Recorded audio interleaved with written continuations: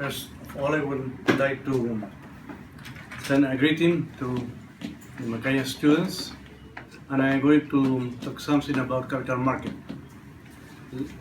Let's start talking about a market. The market is a place where people go to interchange good or service. There are people that goes to sells a good or service, and others goes to buy a good or service. If they agree in a price, the interchange take place. There is a special market which is called the capital market, and the capital markets, it's a place where people go to lend money in order to save, and other people go to borrow money in order to finance new projects.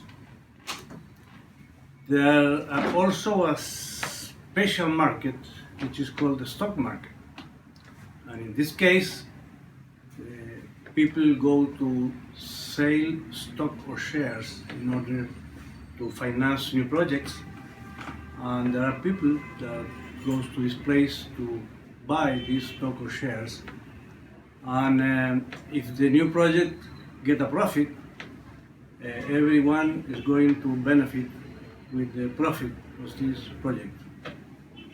That's it.